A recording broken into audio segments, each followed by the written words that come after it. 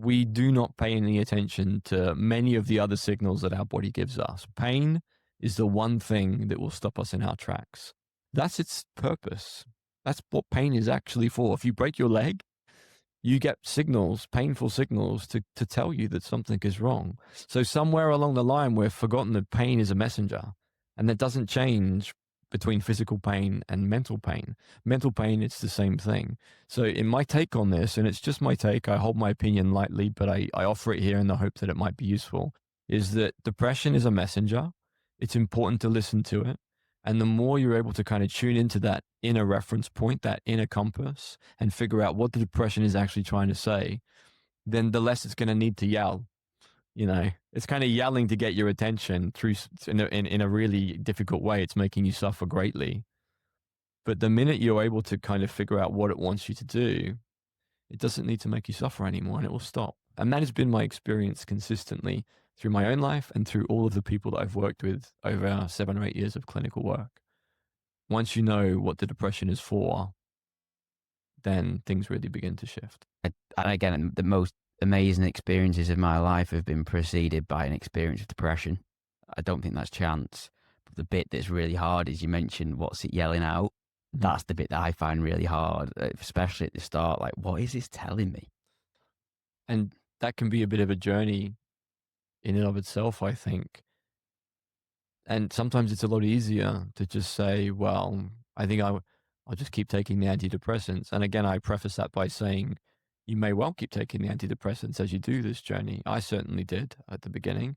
And that's not to say that, medication is fine to use, but at some point you have to face yourself. And that's what I realized, that I could I could put myself through all the contortions that I wanted to put myself through, but to not feel what was inside of me. But ultimately, I was eventually going to have to, at some point, face it. And I'm really glad that I found a way to do that, because when I faced it, what I realized was that there had been a gift there waiting for me all along. And that actually this thing that I was petrified of looking at, this horrible anxiety, this pain, was actually a gateway to a place of just feeling so much better, and not doing such destructive things in my life, causing myself, what I would call dirty pain. So I have this expression, clean and dirty pain. Clean pain is legs day at the gym. Clean pain is where you go and do something that hurts, but you get why, and it's good for your body, and you enjoy the pain. Like I hate legs day, but I love that feeling of like, that I push myself. Your legs are aching, you're hobbling down the stairs. That's clean pain. Dirty pain is the KFC Zinger burger at 4 a.m. after you've been boozing, right? And then the subsequent hangover, right? That's dirty pain. That's like you've had a little bit of fun, but now you've got to pay the price. So mental health journey is very similar. You can either bottle it all up, push it down, and try and get away from it. That's dirty pain. You're hurting anyway, but you're not actually doing anything to address the root causes. Clean pain is doing the work. So there is an internal journey for all of us to take in our lifetimes, all of us. Life is not just one happy memory after the other. That's not what we signed up for. That's not what this is. You only have to read the books by some of the greatest people who've ever lived, and they'll all tell you the same thing. Life is not just one happy, lovely moment, one after another. Life entails going through things that are hard, and that those hard things are actually often quite important later when we learn how to get through them. And so I use the metaphor of the marathon, because one of the ways that I learned to deal with, so I ended up understanding in my training as a psychotherapist that I had complex trauma. Complex trauma means that I had many things happen to me as a childhood that were unrelated, that were all like piled up on one on top of the other. And it was my job to peel back the layers of the onion bit by bit by bit and look at those things and to kind of work through them and to feel them. And so I use the metaphor of the marathon because it felt like that. It felt like this wasn't a sprint that I was in for. This was a long journey, and I had to learn to pace myself, and I had to learn when to kind of ease off. And then I had to learn when to kind of go for it when I felt like I had the energy and the capacity to do the work. And so I learned to run. So it's not just a metaphor. I actually did do 2 marathons. I did London Marathon this year, very slowly. I'm a very slow runner, by the way. Nothing to be very proud of, but I did manage to stumble across the finish line. And Joe, you were there. So you were my one supporter who was there, and I did finish it. But the metaphor with a marathon is a really good one because there's only one way to do a marathon, and it's to do the, excuse my French, is to do the fucking work, right? You need to train. You need to accept that you're going to be out in the rain. There's going to be days where you just do anything, anything at all to not have to go out and pound the pavement. And yet you've got this date that's looming that you know if you don't go and do the work, then the pain you're going to experience in trying to run, at such a long distance is going to be exponentially more difficult than it is to just do the little bite-sized training sessions. So I think it's the metaphor of a mental health journey is in that idea of the marathon. Do the little pieces of internal work, and so when you get to the big event, you'll be ready for it. And with the big event, what do I mean by that? I mean, like, stuff's going to happen in your life. You're going to lose a job. You're going to experience the loss of loved ones. A relationship might fail.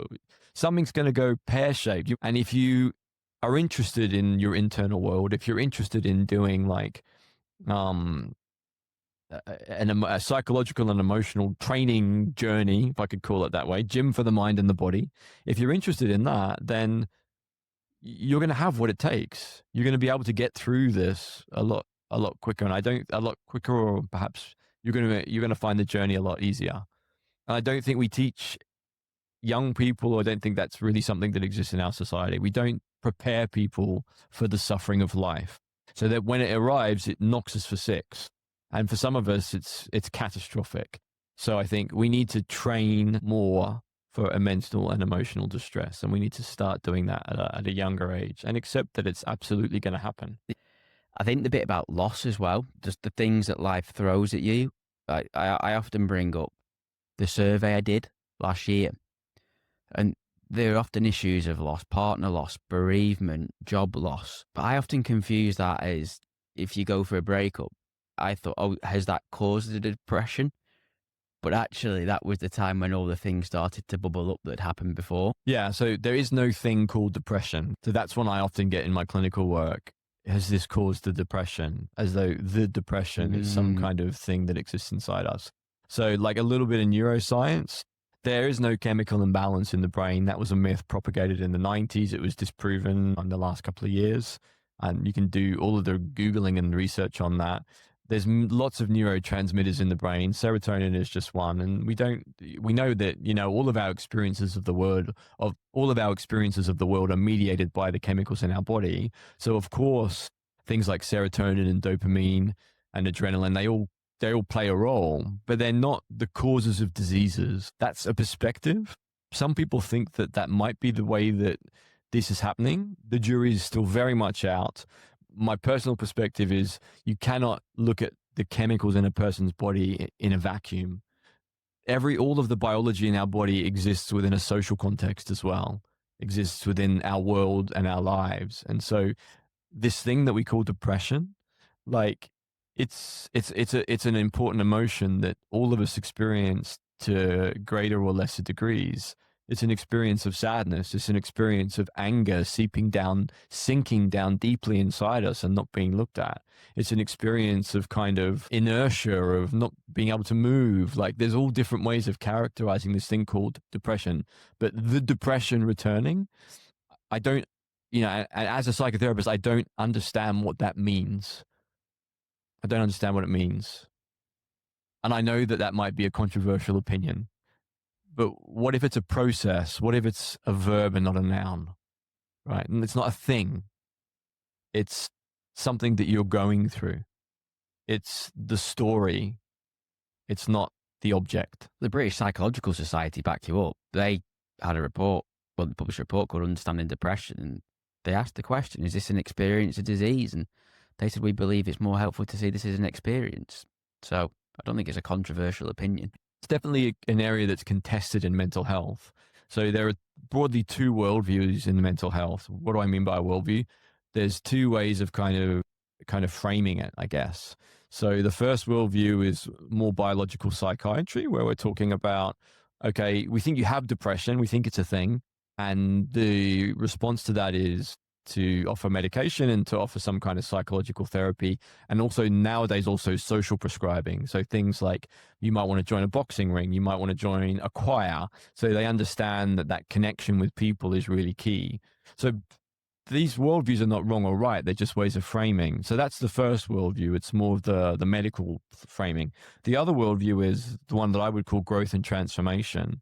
It's more to do with looking at stuff that happened in your past, the bad things that went on, peeling back the layers of the onion and actually agreeing to kind of take a deep dive into your history, talking about it and understanding what things were painful and how they're kind of perhaps still living on inside you.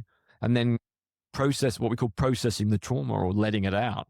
And that can look like a lot of things in the therapy room. It can look like crying. It can look like yelling into a pillow. It can look like shaking. It can look like just, sitting there a bit stunned because you've realized something that you never understood. But all of that ultimately leads you to a place where things shift and change inside you. And that way of framing things is called growth and transformation.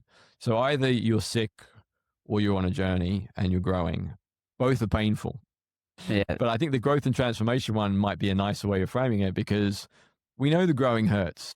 Growing always hurts. Growing pains, right? Going to the gym hurts. Doing a workout hurts. But that doesn't mean that anything's wrong. Yeah, and we've both. I like the idea of that almost. The biology at one side and the growth at the other side. And we've both started out at the biological side. I took an antidepressant too. As I said, it can be a tool and it can be a very useful and helpful tool for some people.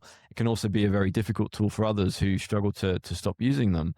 So maybe if we put medication to one side, I think that what we're really trying to say here is the real key to this, to understanding and to getting through this is root cause. We need to understand why. Why do you feel like this? There is a reason. And there was one thing I can categorically say, I think, as a clinician. There are some people who say sometimes anxiety and depression just happen for no reason. No, there is absolutely no research at all to suggest emotions happen for no reason. I don't agree with that. I've never seen any research study on that worth its salt that would validate that opinion. Every single emotion that your body and mind is immensely wise and immensely, complicated. It's not going to give you signals for no reason at all, right? So if something's wrong, it's linked to a root cause. So then the question becomes not what's wrong, but what happened. And that's where we need to start looking at what happened. And as the aim was to get with the medications, we both started there and experienced what that was like. And now we're more at the growth side of the spectrum.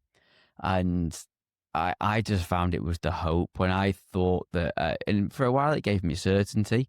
For a while it was quite, there's nothing I can do about this. I have this disease called depression. I have this chemical imbalance. But then eventually I was like, well, am I this way forever? It took like my ability to do something about it away, whereas the growth way, it's like, well, actually, no, there is work I can do, and that's not easy. That's also challenging. And that kind of leads me to another point, somebody said earlier. You shared your complex trauma, and it really resonated with me because sometimes when we talk about doing work and growth, it can almost be like we're telling the individual they need to do more.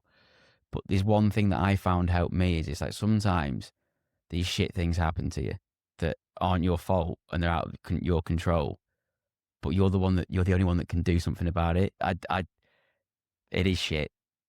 But that's something that helped me. I really like what you said there, Joe, because you can't change what happened, but you can absolutely decide what your relationship to that pain is going to be now today, in the here and now.